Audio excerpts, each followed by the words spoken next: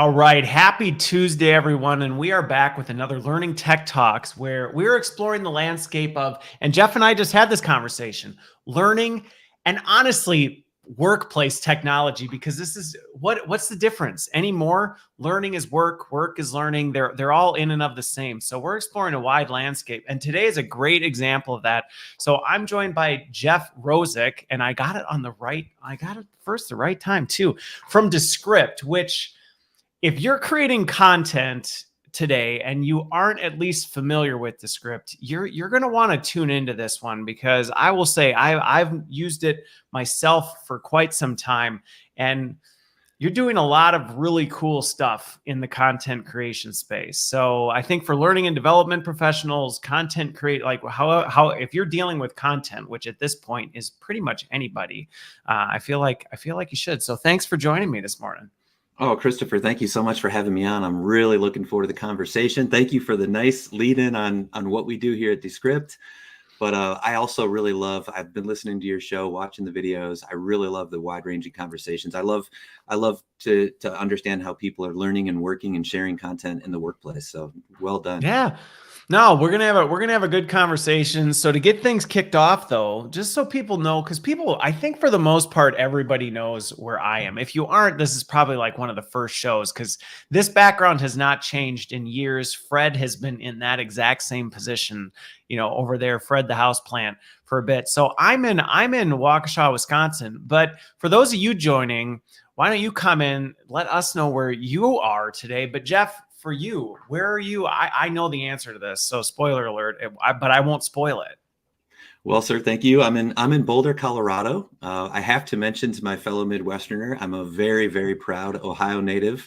We'll try to weave that into the conversation as much as I can. And specifically, I'm in my home basement, and I've chosen a very austere background here. I've really enjoyed where you've talked about this with your past guests, and Christopher and I, we were just joking about keeping the backstage crew relatively quiet for the next hour. True. So I got a lot of crew here in the building, i.e. family, and they're awesome. They've adjusted seamlessly to this whole work from home, which I've been doing for a bunch of years now, all in Boulder, Colorado. So beautiful, sunny summer day. I've got the egress window here. It's not as beautiful of a terrain. Not as beautiful as Taylor, but see, Taylor Blake, for those of you who have not seen the Learn-In episode, go back and look at Taylor's, because that was, even I was like, wait, that is your basement? It gave me basement envy. It gave me egress window. It gave me terrarium, natural landscape envy. Well done. I know. And, but it is what it is. At least there's a window, and I got a little bit of sunlight coming down. So there you go. Well, so let's just a little bit of background in terms of this, because we're talking about Descript and content creation, which, like I said, this is not going to be your usual content creation, because we're talking video, audio editing. There's a lot in here. But what is your how did you end up at Descript? Because you joined fairly recently. Yeah, thanks for asking. I'm head of product marketing at Descript, and we'll talk a little bit about what I think that means, at least, which is to be the voice of our users, the voice of our customers who are creating content for a whole bunch of different reasons, which I really look forward to diving into. My background, I trained as a journalist long ago, and I did a little bit of magazine writing, and always like to think of myself in that storyteller mode. And anywhere I've worked in tech, a lot of different places, from huge companies, YouTube, where I just really dove back into video starting about 10 years ago, and startups alike. I also love working with startups. The common thread for me has been working with storytellers, working with people who have a message of any sort. I've worked at WordPress, which is one of the leading blogging platforms. Yeah. And but really, you've been around the gamut in terms of kinds of content too, because you've got long form, short form, video. You got a whole array of things. And video, to me, has been, in our time, Christopher, explosive. When I was at YouTube, it was the only video platform in town, really, from a kind of pure digital consumer and creator standpoint. And now here we are, where if you're a video creator, there are so many. I love video, and I love understanding how creators make their show, make their content, and put it wherever they can grow an audience. So to me, Descript launched. We'll talk more about what we do if it comes up naturally, but we have this origin in transcription editing of the audio. But around a year and a half ago, they launched a video editor before my time, And the video Yep. for that, produced by our partners at Sandwich Video, who are awesome to work with, by the way. It just brought to life the idea of this just very human component of what it takes to make video. Hopefully our software makes it a little easier, but that it's still embedded on our website at Descript.com. You can see the video that drew me in over a year and a half ago. And I just joined about 4 months ago. So, okay. Well, and I think, the point you brought up, and I think this is where, and I'm curious your thoughts on this, but this is where, I think people have been talking. It's always interesting because I've been following tech trends for a long time. And it's interesting how when they start, there's always a little skepticism. People kind of jump on the bandwagon, jump off the bandwagon, and then it just finally reaches a tipping point. And I feel like video really, really, really hit its stride when the pandemic really started. And it was like people were longing for that ability to connect in a different way. And video does really allow, audio, I listen to a lot of podcasts, just podcasts, and it is great to listen to it. But even sometimes I'll watch the podcast version of video just because seeing people just adds another element of engagement. Oh, absolutely. And, notably there's a time and place for audio only, of course. Yep. And maybe that's we'll talk about this too. I'm sure we were talking backstage about the very human element of flipping a camera on. If that's the barrier, that's one reason to stick with audio only. Yes. But what video does, of course, it humanizes us. It reminds us that we're all sitting somewhere making the most of this last couple of years, or that we all have something to share, but that we have to go through this certain process to get ourselves camera ready so that we can be at our best, when we're sharing with our audience. Well, and that's why I think the whole like, well, which one's better? I'm like, there's not an answer to that question. It's the wrong question to be asking. It's, well, what are you trying to do? Where are you at? What are you comfortable with? How are you going to create the best content possible? Figure that out first. And then over time, it'll probably evolve. But we've been talking a lot about this. So Descript. All right. Well, I'll ask you the question I ask a lot of guests, which is, you're new to the company. It's summer in Colorado. There's probably barbecues or this and that. And you go, I'm the director of product marketing at Descript. When people go, what is that? Like maybe they haven't heard of it. Maybe they all have out in Boulder. I don't know. But if they haven't, how do you describe it to people? Like, what do you tell people it is? Well, I do first say it's a simple and powerful video editor, because you got to know which category we're in, and that's helpful. There's a lot of incredible video editors out there. But the unique thing about Descript is it helps you make video for your purpose, for your channels. It eliminates the really hard part of editing. And if you're like me and spent way too much time in the timeline as a very poor man video editor, you know exactly what I mean. It can take. I know exactly what you mean. The timeline has literally discouraged more people than I know from getting involved in media editing than any, because they're just like, I can't deal with that. I honestly just don't know how to deal with that. And this idea of editing audio, we have this really strong foundation in podcasting, and just we're all huge fans of podcasting. The idea that you can edit audio from a transcript that our software generates for you, that was breakthrough number one, in my opinion, as an outsider looking in and just being envious of the way that Descript now allowed people to create audio by editing words instead of editing audio in the timeline. There's still a ton of pro level tools. Audio files can get in there and edit with the highest caliber and fidelity. But at a really simple level, if you're editing a Word doc, you can now edit a podcast, and increasingly adding that same capability to video makers as well. Well, and what's funny is, so to give a little backstory. So when I first discovered Descript, I actually found it for transcription. That was initially how I was introduced to it, because for anybody following, kind of the trends and stuff, transcription has come a long, long, long way very quickly, thanks to machine learning.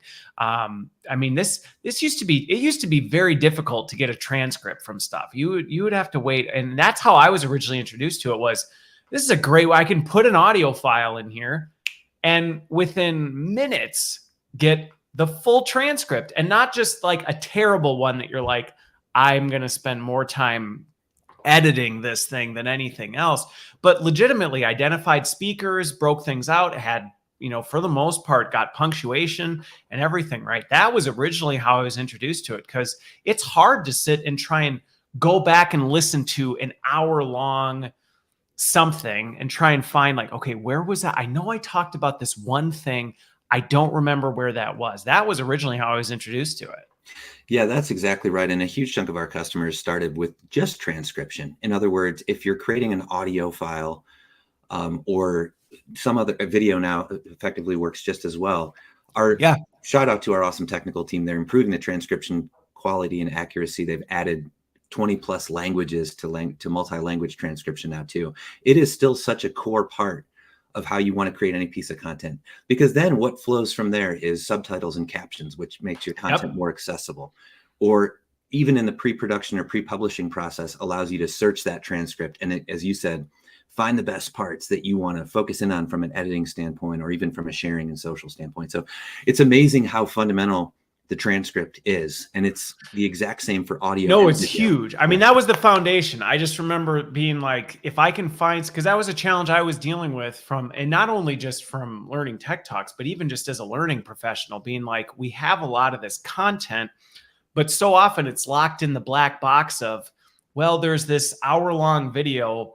I'm sure there's something good in it somewhere, but I don't have time to sit and listen through and try, where was that? But I can scan a transcript very quickly and go, there it is. That 2 minutes is boom, spot on. Yeah. And the other cool thing, if you're creating content in the workplace, you have several different starting points. I think this is really important. I bet you've had to do this, Christopher. I know I have. You have to start with the script, and you're passing the script along to someone else that they're now going to create audio or video content.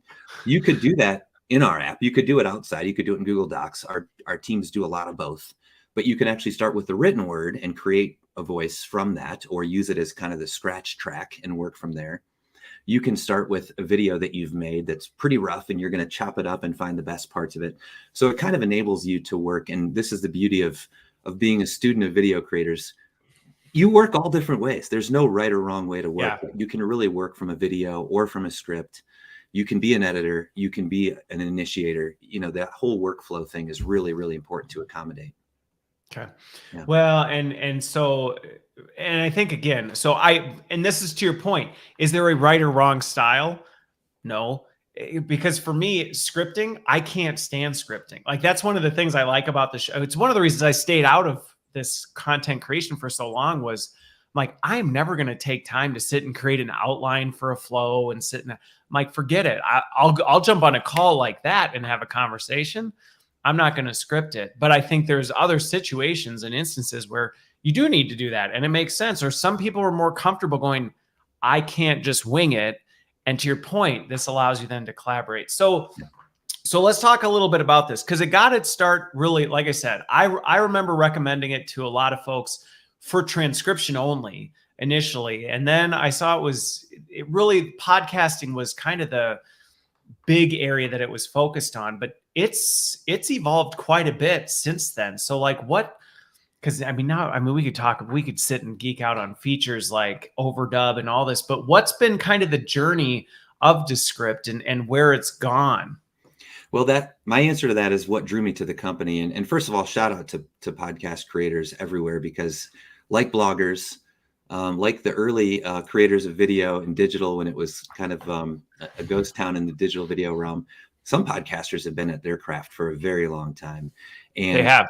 Initially, I think just the idea of working with the transcript worked really well. But then increasingly, as you do with your show, Christopher, you have to take that content to wherever the audience is as you begin to develop an audience and think intentionally about, can I distribute this podcast, number one, to 4 or 5 different leading podcast distribution channels? And long before I arrived, this company's been lucky enough to work with most or all of the leading podcast studios and learning from them about how they make their show and how they distribute some of the best shows in podcasting. And increasingly, if nothing else, you're going to try to promote your show, promote a great episode or a trailer or a highlight, quote, audio quote in social channels in an effort to bring your audience back to wherever you want your listeners listening to your podcast. And then video creators have to do the same thing. Increasingly, video creators are creating a podcast version because it's a great way to augment your initial type of content or just find new audience in some of the podcast channels. So we are kind of really of the belief that everyone is inherently a multi-format creator. I've been that way for years because I was a young journalist and I was drawn to email newsletters and podcasters and video in some order over the last 20 years. Easier said than done, though, because as you know better than most of us, this is the easy part. This is the fun part. We're making the content. Oh yeah, hitting record and having the conversation. That's the part that everybody sees, that everybody goes, that looks like the fun. And it's like, well, yeah, that's the fun part. And then there's the whole, now what do I do with it? Yeah. Where do I put it? How do I distribute it? How do I make sure people hear it? How do I make sure it's of sound quality? All this other stuff. And this is true for audio and video. Like, video files happen to have higher overhead. The files are bigger. It takes longer to share them. It takes longer to download them, the whole deal. And so, our platform allows you to export your audio or video file. If you're going to take it somewhere else to finish up and edit, that's great. You don't want to disrupt the workflow of someone who's very busy creating content, but at the same time, that process should be really seamless. I think you've made it that way. It's helpful when this part's easy for the creator, when the actual content creation part comes easy to you, as it seems to for you. But everything that comes after that, from the editing to the sharing to the finding the social gems and so on, that's the part that is still quite a lot of work for creators. I don't care if you're a social creator on mobile first platforms, or if you're creating institutional content of the most precise order every day. That's the burden all creators share, is to just get that content out the door to the audience. And so we're working. Well, there's a couple things you brought up in there that, I think it's really helpful to kind of hit on, because as I think of my primary audience, which would be the learning and development group, there's a lot of talk in the industry about we need to think and act more like marketing, which sometimes that's misinterpreted as like, so we need to brand more. And I'm like, well, I mean, branding is part of what marketing does, but that's a very small piece.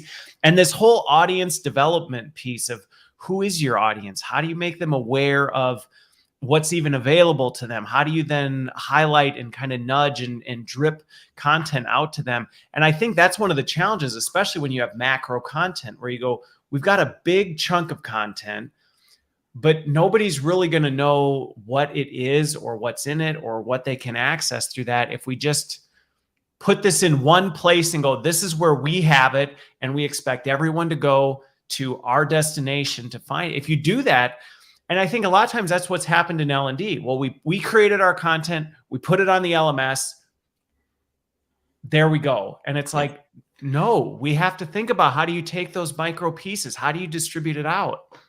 No question. I checked in with two awesome colleagues, Harmony and Kevin, who are our product experts, and they work with all of our awesome podcast studios and video production companies of various types, and huge companies and individual creators, and just check to make sure I know what I'm talking about here. And the one single thing that they told me yesterday when I checked back in with them before coming on the air with you is that idea of, even if you're creating, again, the most institutional content, or depending on the type of company you're in, and if the environment is great for creating video content, the one way that you do have to think like a marketer is to create content and take it to where the audience is. And so we're seeing in learning and training shorter, more episodic content, because that's even in the workplace, we're all still human beings, and you might have better engagement on learning content over a sequence or over a blended sequence, parts online, parts in person, shorter clips, even creating social clips that you share basically internally to remind people, hey, there's something of value in this course or in this training session or whatever it might be. And that, again, is exactly what you have in common with someone who's rolling up their audience across TikTok, Instagram, YouTube, Netflix, whatever it might be, is that you have your core piece, but you've got to format even that in a way that's engaging to the audience, and then put it in all the right places for the audience to find it and engage it in the way that you hope they do. Yeah.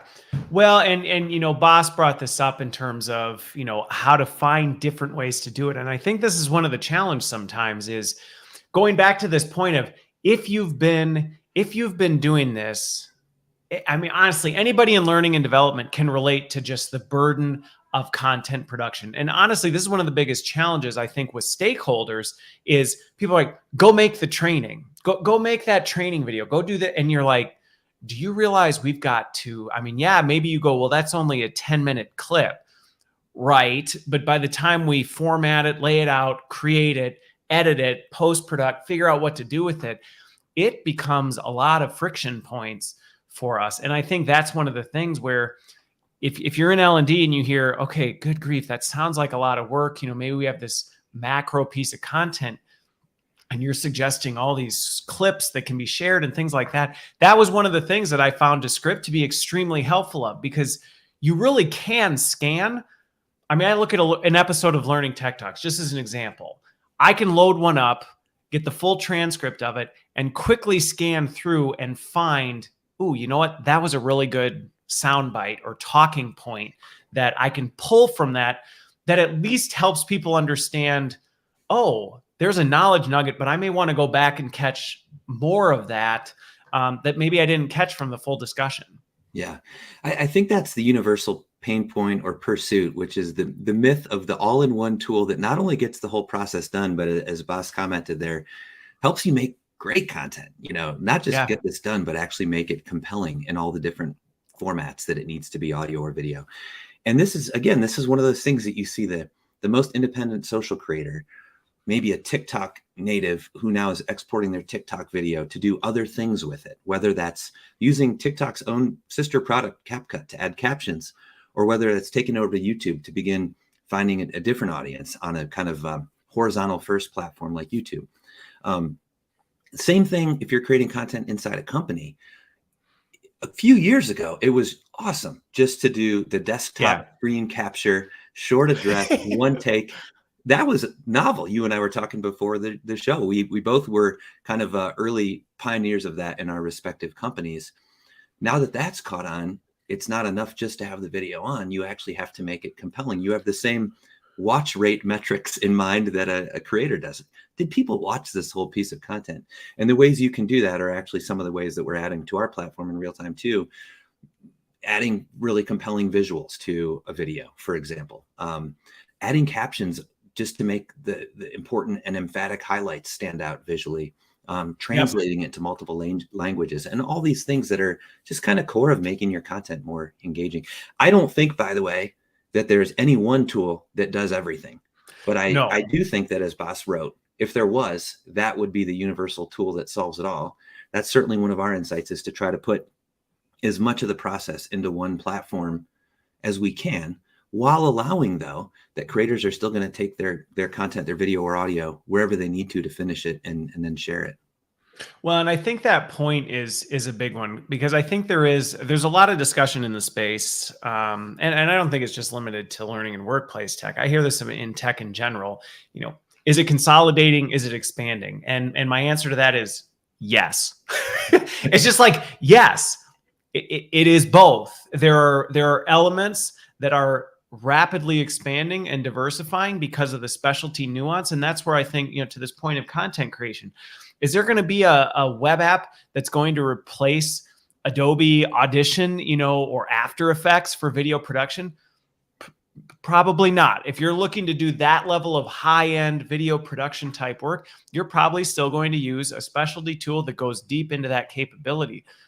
Are you going to be able to, has tech now democratized, even the example you gave? Let's say you have a video clip, you want to highlight something with, and see, I've even got the terms down, fancy captions, because maybe there's a statement that really jumps out that you want to pop on screen, or like you said, you want to translate it quickly into another language. Accessibility is becoming a big topic in the industry now. How do we make our content more accessible? And things like closed captioning, that used to be a lot of work. You'd have to take a video file, send it somewhere, get it transcribed, take that transcription, get it converted to, a CV file. I mean, it was a lot. Yeah.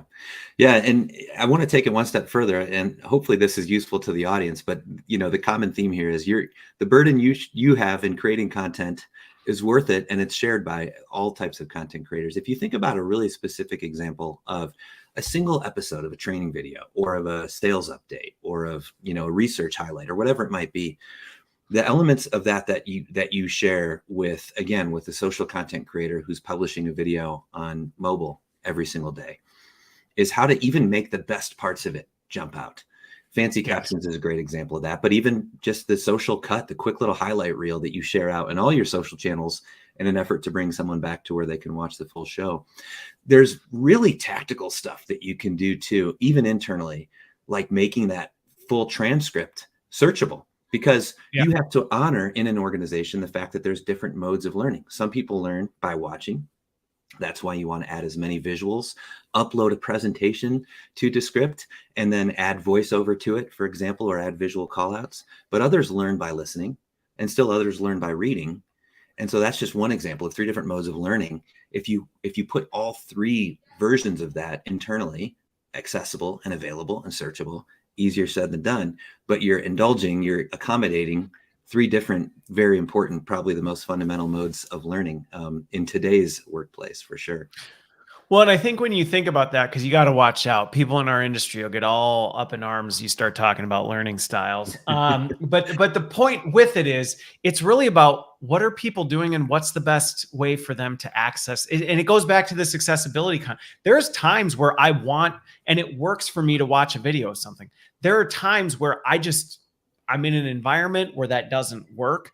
I can't. And it's much faster for me to scan quickly through a transcript and say, oh, you know what? And there's times legitimately I'll listen to an audio bite, maybe scan a transcript, and then go back and watch the video. And it's just like, well, it just depends on what I'm trying to do. And I think that ability to say, how can we create, and again, you look at Learning Tech Talks, people were like, are you going to create a podcast or are you going to do a live stream? And it was a yes. Yeah.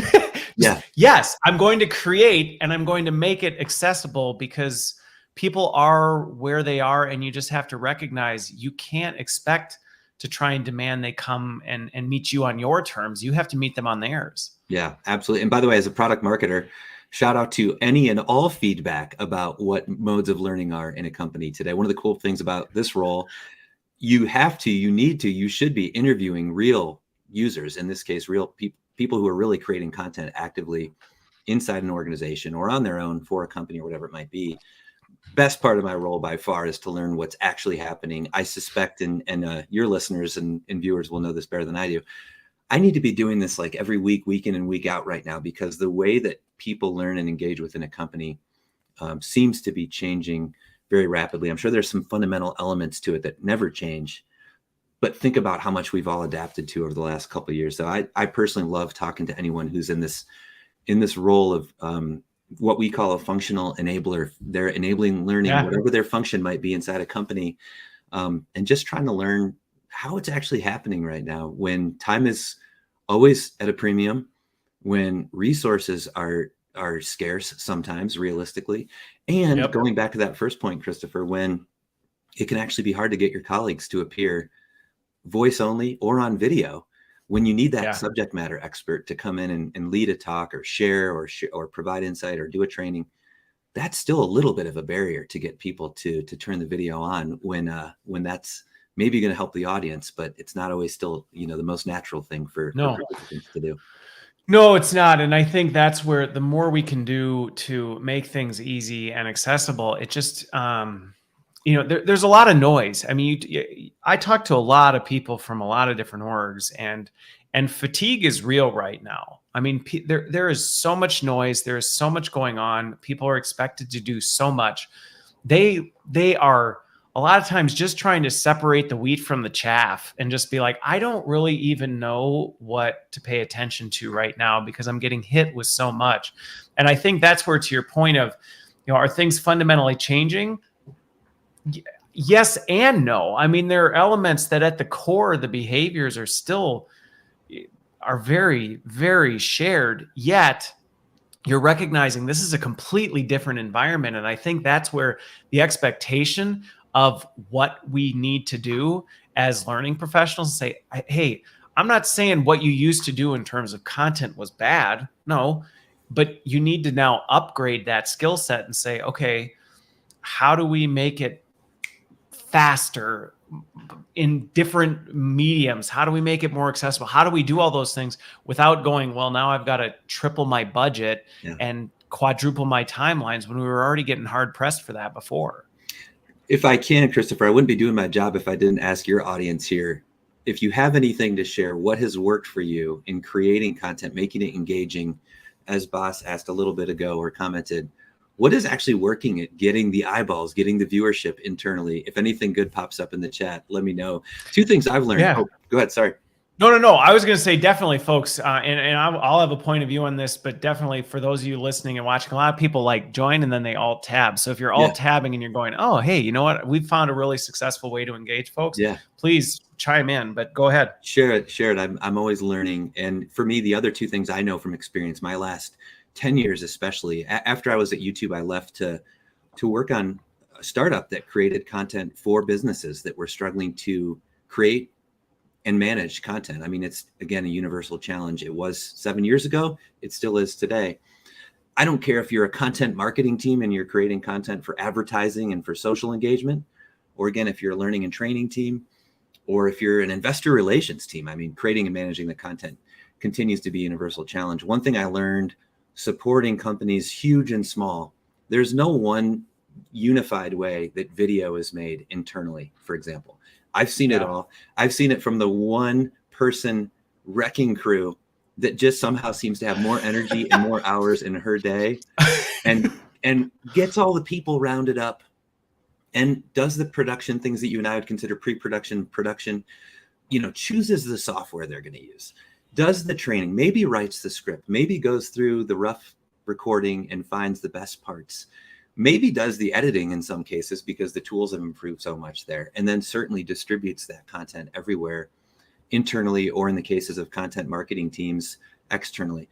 That person is a unicorn. Please don't go out trying to hire that person. Yeah, I know, right? That's the danger. And I think sometimes L&D teams do that is, you're looking for this job description of, can we want the person that does all this? It's like, well, L&D especially, because there have been this unicorn so many times that I've seen, even in my relatively short time of trying to work with learning content creators, is there are some rare souls out there who are really adept at doing this. Part of it is tool selection.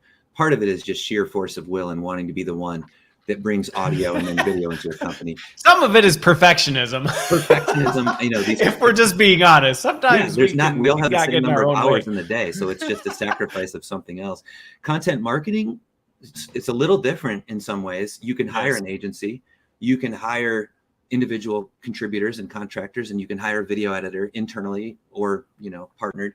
We have an awesome content marketing team here that creates so much incredible content. It's one of the best I've ever been around. But again, I've even seen that part of the house organized so differently. There's no right or wrong way. It's you just set it up in the way that ultimately works for your organization. Well, and what's interesting is I think this has been, in some ways, this has been an opportunity area for learning and development. And I think some of the challenges have been, and this is something that I've tried to do within my orgs, is a lot of times learning is painted with one broad brush stroke. It's like, oh, you're a learning person, so you're good at all of it. And while I think most folks, if you ask them, would probably be, oh yeah, no, I can. But if you're really honest, most of us, it's like, well, maybe I'm more comfortable in this, or I'm more comfortable in that, or I really don't like this whole side of things. And I think that's where this opportunity we're talking about of almost this content strategy component is there's not always a lot of content strategy behind things. It's well, we're creating things because somebody needed it, and then we got to get it somewhere and get it out, versus really being strategic around what content do we need? What mediums should we deliver it in? How do we reach our audience? How are we nurturing that audience and growing it? That's not necessarily always something that we've either had the skills internally to do, or really even the appetite, because that's just not the way we've operated. And that's changing. Well, I'd offer to share up a real quick content strategy for the audience if that would be helpful. But if you interacted with me at YouTube 5 to 9 years ago, this might sound familiar. We call it the Help Hub Hero, or Hero Hub Help Framework. And this, I think, works for content marketers as well as it works internally. The foundation layer is help content. Anything you need to do to get the audience what they need. Typically, what's the audience? What's your colleague asking as they onboard, as they join your company, or as they train on a new product or a new service? So today those are really short kind of how-to videos in most cases. Like, how do I learn this software? How do I access this internal platform, or whatever it might be? That's help content. That's the stuff you have to have. Okay. The other end of it, Hero, that's the big moment. That's the annual, sales conference type preparatory video that everyone spends a lot of time and effort preparing, or the big announcement, or the big training series that everyone's required to complete. In marketing, it's the big ad that's going to go out to millions and millions of viewers. That's the hero end, or the big event that you're going to produce. Yep. The middle layer, the hub layer, and this is where I find a lot of learning content creators are way better than they ever give themselves credit for creating. Hub content is stuff that you do regularly to engage your internal audience. So it's one thing to put a training series out week over week because you have to, but it's another way to do that in a compelling way that actually gets your colleagues interested to attend that required training. Or if you're a sales leader, you have to do the weekly sales update, but you can bring that to life in a really fun way, and you can show visuals of who bought and what that company, what that customer makes, or whatever it might be. So regularly, kind of regularly programmed content. Again, that's something that podcasters have to think of too, is what's my show that I'm publishing out every week or twice a month or whatever it might be.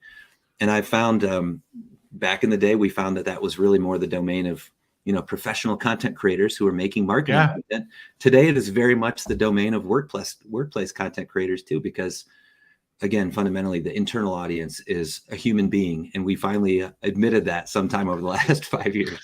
Isn't it interesting, though, that I think that is something that has been forgotten in many regards, is that, these audiences, it sounds very ethereal. Audience, the workforce, we use these big words to describe folks that don't really necessarily make it feel super personal. And in reality, going back to examples of things that have really worked well in terms of differentiating content, when it feels like, whoa, this is speaking to me on a human level, that's the kind of stuff that pulls people in, because they go, this connects with me as a person, as an individual. I feel connected to whatever this is. And there's a lot of different ways you can do it.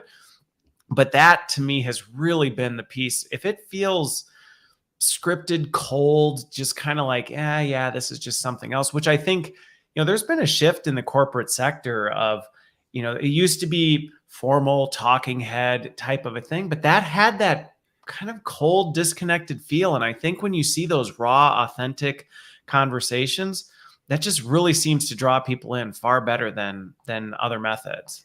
Yeah, love your audience above all. I mean, that's the commonality for all creators.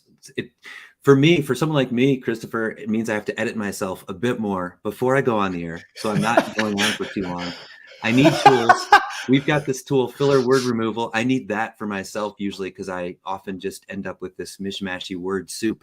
But if I love my audience, I'm remembering less is more in a lot of cases. Deliver the message in the amount of time that they actually have for it. What's funny? So the filler tools, so just kind of on a side note on this, because there's another piece I want to talk to, because I'm really interested in kind of the response from users on this one. But before I do, the filler tool.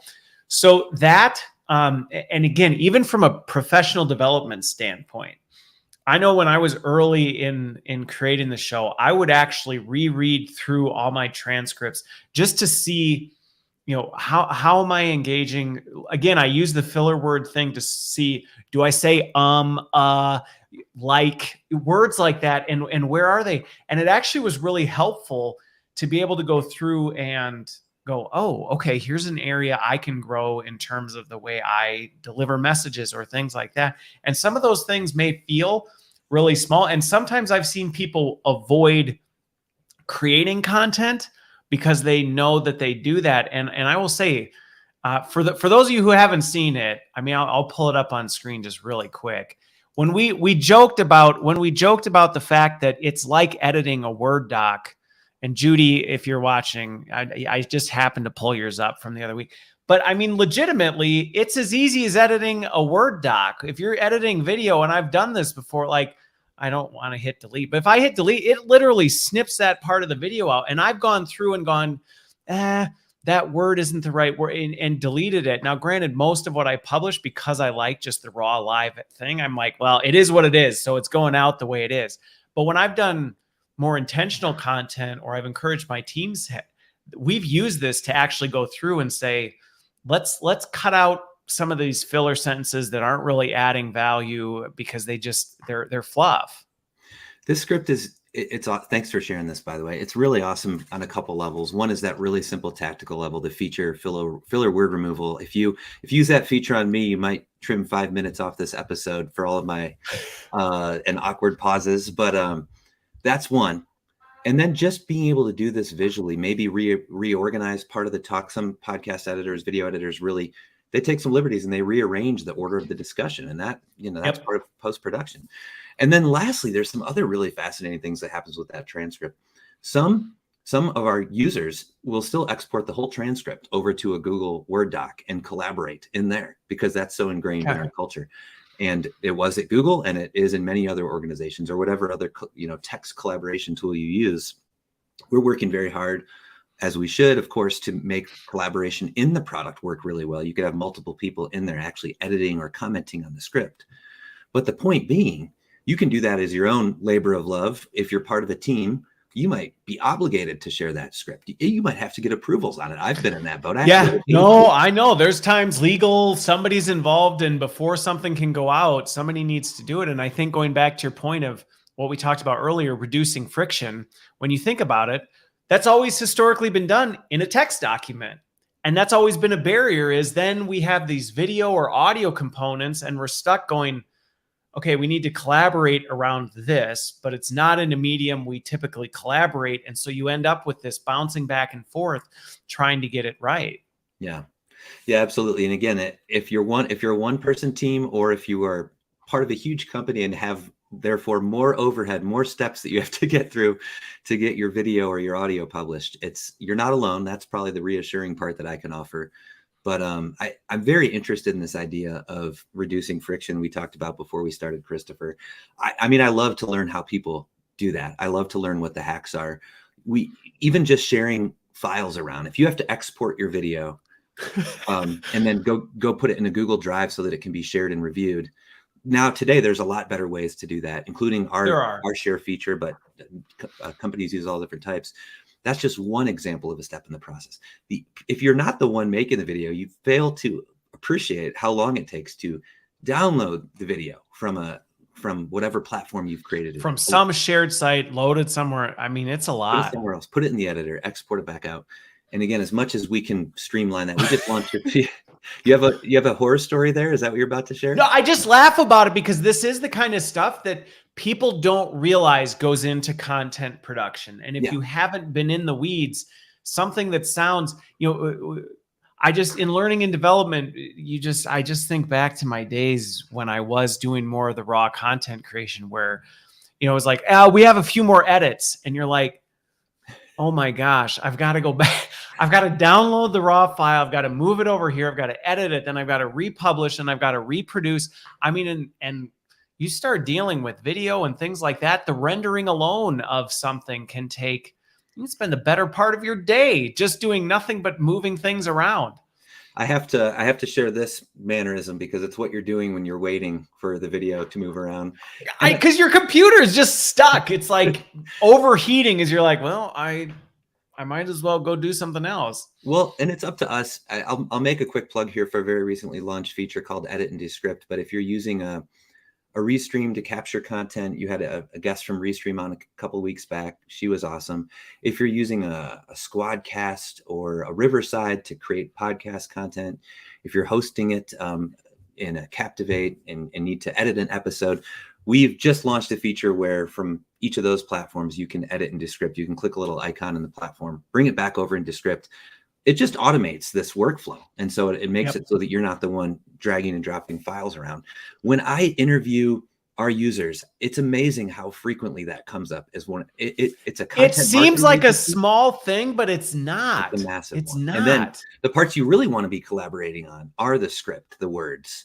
That part is worth it because you have to make sure, especially depending on what function you're in, the accuracy and the precision of product terminology you're using, if it's training or whatever it might be. Yeah, those parts are worth the effort to make sure that the script itself is accurate and does its job. Yeah, but the other parts around it are the and that's just it. And that's where I think unless you've really been in the content production piece, some of these things just can be taken for granted. Yeah. They really can be taken for granted. And something as simple as, oh, can't you just download another, Boss commented on exporting.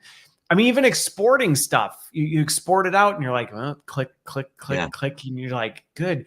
So let me ask you this, because there's one feature, and I'm curious, because again, this may sound, and this is where kudos to the engineering team over there, because as we talk about this, I don't always think, similar to how people don't realize what goes into content, I don't think people always realize the tech horsepower that goes into some of this stuff. Like even the transcription, we take that for granted now, that you can pop an hour-long video file and 3 minutes later have a full transcript with speaker identification and go, oh yeah, that's just what happens. And it's like, do you know what kind of programming and machine learning went into training that algorithm to be able to do that with the precision that it did? So one of the features I'm curious about, though, because I started playing around a lot more with what's the AI voice? Overdub. Okay, so for those of you who aren't familiar, there's a feature in here called Overdub, where you can train the AI to make your voice. I mean, and I have an AI version of my voice where I can type, and it sounds just like me. It sounds like I'm talking, and I like it. But it also, there's elements of it, and I think my brother and I were talking about this the other day, and he's probably listening, so he's probably going to get a kick out of this. But we were talking about, there's kind of a creepy factor a little bit with this, that you can create an AI machine to speak, and literally I can type up a paragraph and say overdub, and it will make me say whatever I typed, and I can now output that as an audio. I'm curious the response from folks, because there's legitimate conveniences when you go, oh shoot, that's not the right word I wanted to say, type of a thing. And then there's also, I'm sure there's the doomsday people that are like, oh man, you can create all sorts of horrible things with deep fake type stuff. Yeah.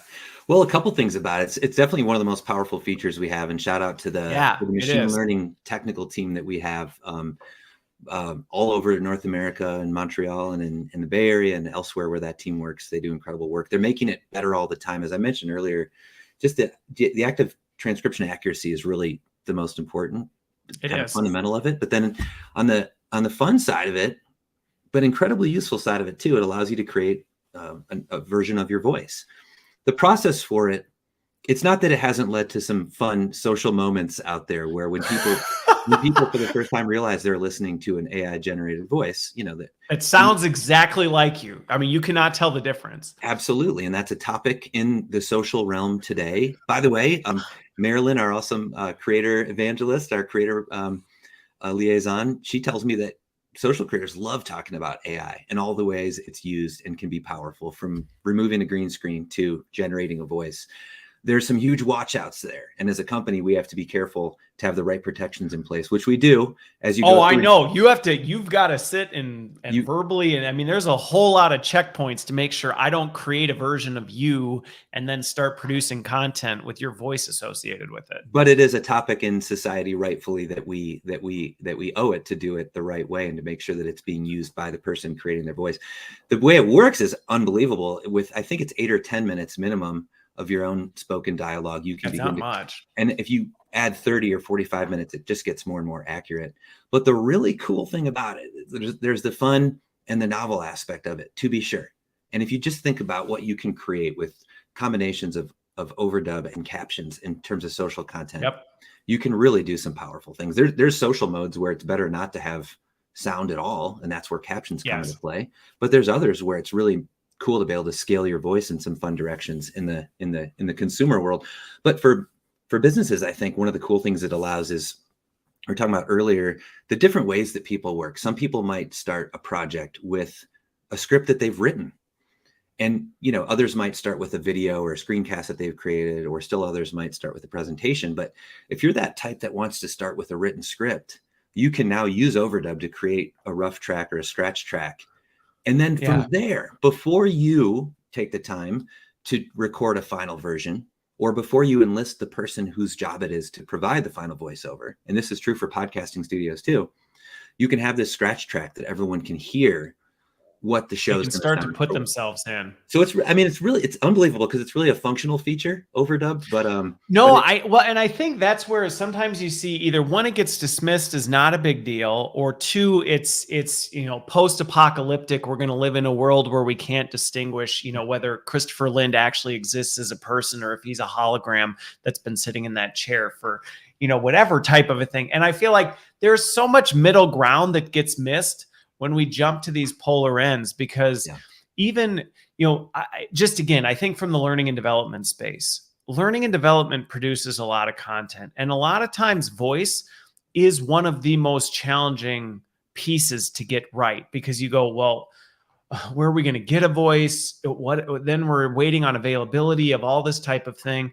And to your point, the ability to say, well, what if that wasn't a barrier? What if, and AI voices used to, it was obvious you were listening to a robot. Right. They've come along a long, long way. But I even just think, in terms of content barriers, sometimes people have avoided content because I screwed up this one word in this thing. And now I've got to start over. And things like overdub can allow you to say, no, you don't.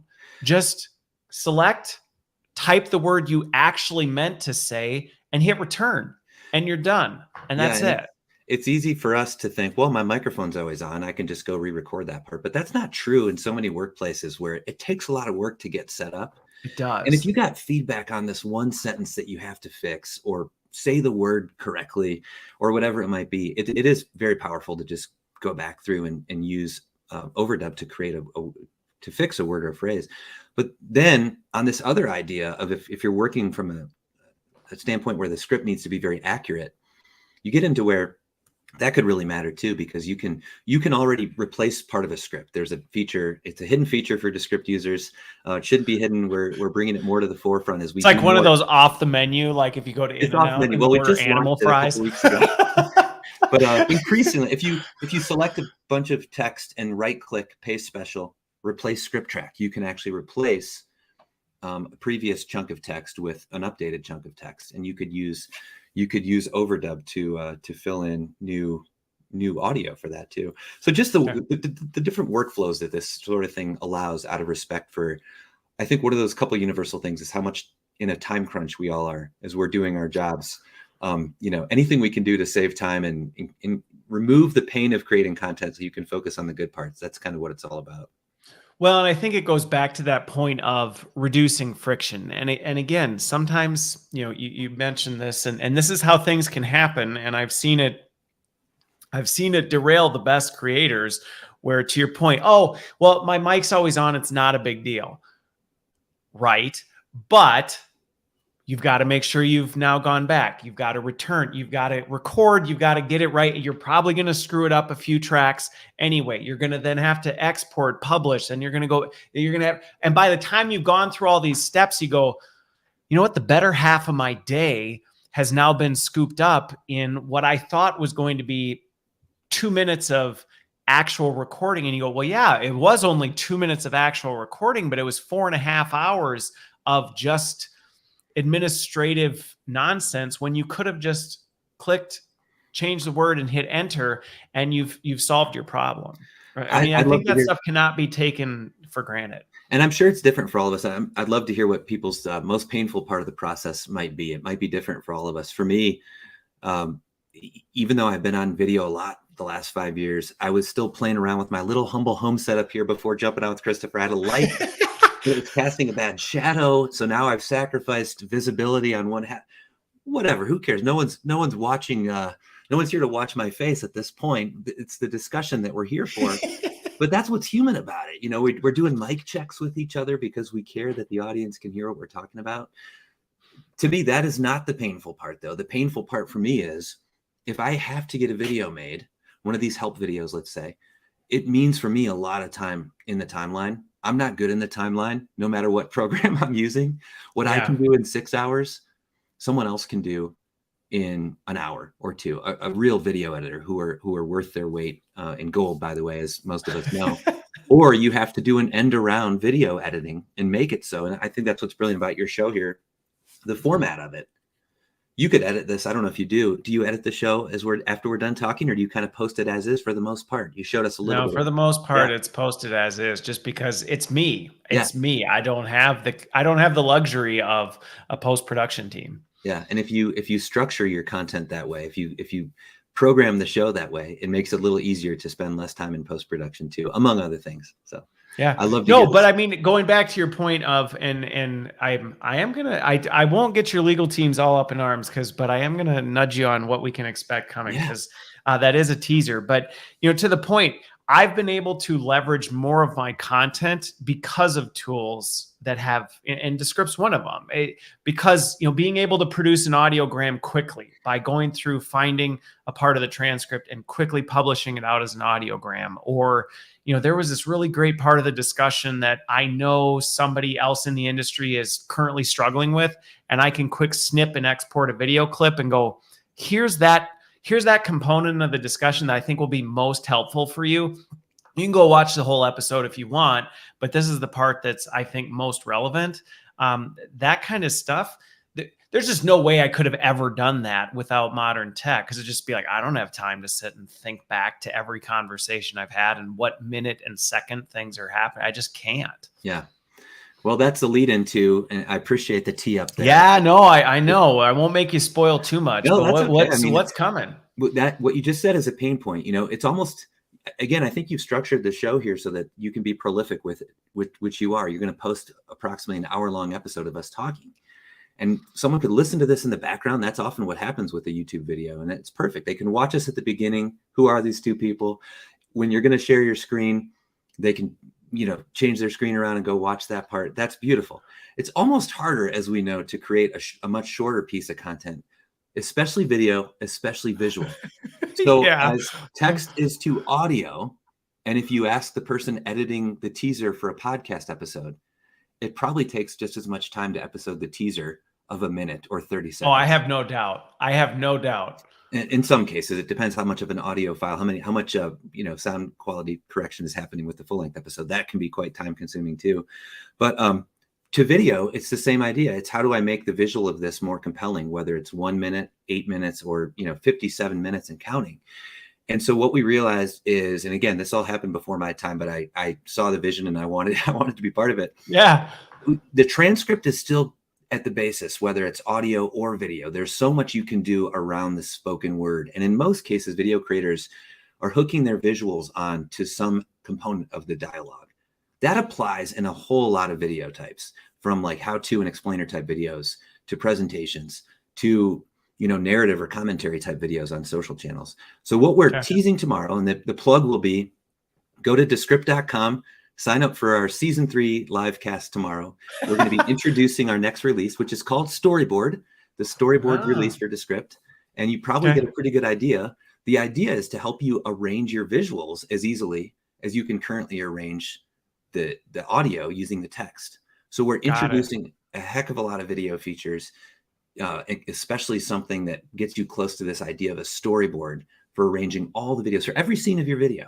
The intro, what's that intro going to look like? You've got a great intro for your show here. How do you make that part repeatable and reproducible? And then how do you make a transition if you're going from two people talking to B-roll or something visual? And so this idea that video is made up of scenes, and that you have a visual component often that goes along with these scenes, that's a lot of what we're going to preview tomorrow, and give users an opportunity to request early access to it before we launch it to all users. Have to say, audio's only getting better at every point too. For podcast creators, that's not going anywhere. There's such a strong set of podcast creators using the platform. It won't go away. In fact, it should make it easier to create video versions. Yeah, if anything, it should make it easier. And I think that's just it. Is there's such a blend, there's such an overlap between the two. They aren't really in conflict with one another. They really work symbiotically in terms of how those two. So that's, and again, one of the things that most excites me about some of these things is if you read any industry trend thing right now, the expectation that everyone in some capacity needs to be creating content to be successful in their career, I mean, it's just becoming an expectation that you know how to, and that it doesn't mean everybody has to have a podcast and know how to do video production. That's not the point. But there is almost a growing expectation that you know how to produce content in some capability, which is just exciting because that has been terrifying for some folks. And I think technology is making that so much easier. Your point of the timeline. There's a lot of people I know that would just go, timeline? Yeah. But I can edit a text document. I mean, the Mavis Beacon post got a lot of engagement because I think everybody went back to, oh yeah, right. I mean, we've been doing that for as long as we can remember. Yeah, we all have to work with text. We all have to work with, many of us have to work with slides. And so as much as we can do to make that easier for these multi-format creators, as we call them, even if you're, writing emails and then shifting over to video mode, that's a pretty big cognitive leap. But certainly if you're already thinking about how to take your internal communication from deck to audio to video to live, whatever it might be. And Christopher, this is why I love to be in the presence of a prolific content creator. Before we started, I had to ask you questions about your setup and how you do it. It's just, my job's never done. This is the journalist in me. I always want to be learning how creators do their thing. And I love seeing how you do it, and just love to observe and have this discussion with you. Well, I'm so glad you made the time, and it sounds like your crew did a great job of, keeping their bunny slippers on and not stomping around the house too much. I think mine did as well. So I want to thank you for joining. Thanks for a little bit of the early reveal. And again, for everybody out there, content creation is not going anywhere. Even as we talk about moving into the experience age and immersive tech is coming and it's here and all this good stuff, there's content's not going anywhere, and we still need to be thinking about how can we do things differently, better, and more efficiently. So I appreciate you just sharing some of the insights and wisdom on content strategy as well. So thank you so much, Jeff.